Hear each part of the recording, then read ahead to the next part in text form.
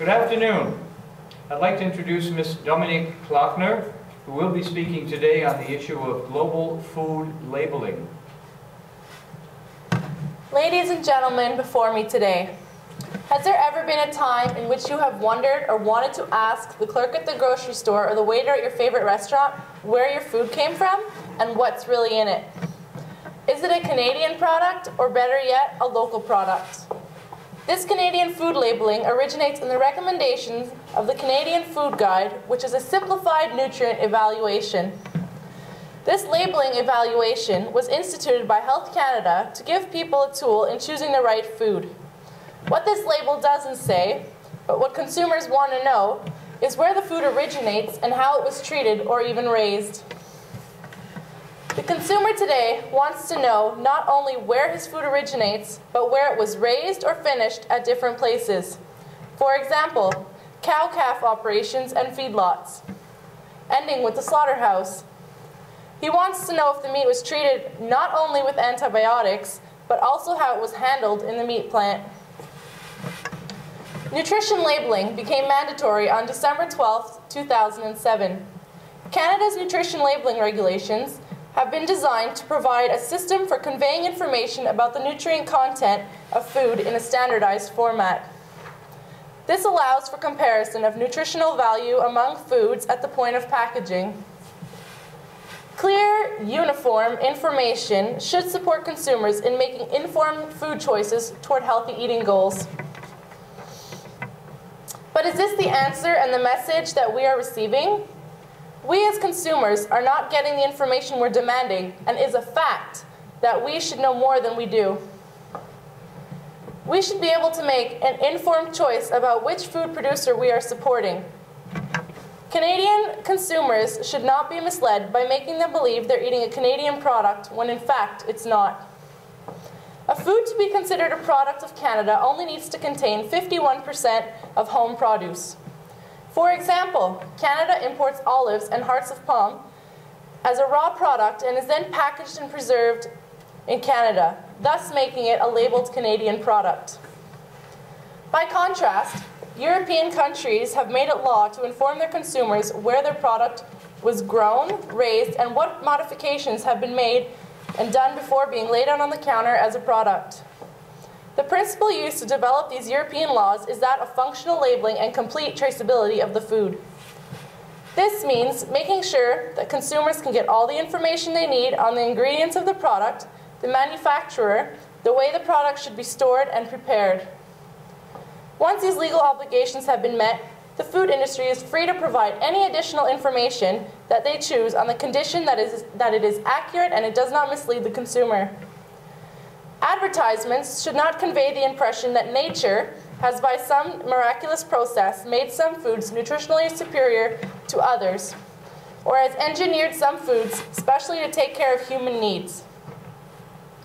Some consumers may consider foods described as natural of greater worth than foods not so described. Foods or ingredients of foods submitted to processes that have significantly altered their original physical, chemical, or biological state should not be described as natural. The organic products regulations require mandatory certification to the revised National Organic Standard for agricultural products represented as organic in import, export, or interprovincial trade, or that bear the Federal Organic Agricultural Legend or logo. It should be clear to the consumer what the difference is between organic, natural, and regular produced food. Organic means food grown without chemical fertilization, chemical fungicides, and herbicides, while natural uses these chemical components at a controlled level. So as consumers, we should ask, who is in control? Don't we have the right as consumers to be confident and informed that what we are buying is safe? Don't we need to know about the product and information about its origin, characteristics, quality, and nutritional properties of the food item? Is it possible, if it's possible, for European countries to label their food items by reference number, meaning the connection between the animal and animal group and the corresponding meat, the birth date, the location of raising, where the animal was slaughtered, also covering the number of the slaughterhouse, the packaging plant, and where it's located. All this information is included and applies to fresh, cooled, or frozen food items. So why is it that these factors of information are withheld from the consumer? So I ask you, ladies and gentlemen, if the meat markets are withholding this information in order to mix raw products from different origins to make a huge profit, are they diluting the standard of the original product? The farmer that is tied down by regulations of which he needs to produce the food for the people is trapped within these boundaries, therefore controlling the quality of the production.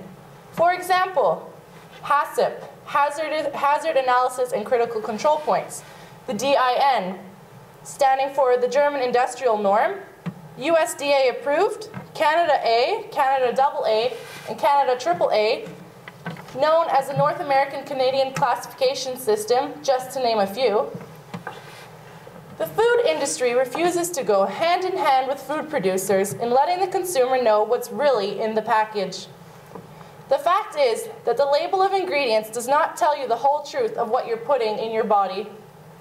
In short, labels should be legible, accurate, informative, and easy to understand for consumers. For people living with certain health conditions or allergies, food labels are critical to help them meet their dietary constraints. As a Canadian food producers, whether we're from the dairy sector, fruit and vegetables, market, or cereals and grains, shouldn't we know that the pork and beef purchased at the local markets and grocery stores is that of our own farm and local producers and not meat that is imported and longer than 24 hours in this country and still considered a Canadian product? Today's society has to ask which interest the food processing companies and the government have in our health and our eating habits. If today's food labeling is there just to control the producer, shouldn't it protect and inform the consumers now and future generations? If it is the government's interest to have a conscious consumer with good eating habits, they would take that step and impose restrictions on the food industry to label the product they are manufacturing in their plants. So, ladies and gentlemen, the next time you do your family grocery, take the minute to observe what you're being offered and ask yourself where your food is really coming from. Thank you, ladies and gentlemen, for listening to my speech about global food labeling.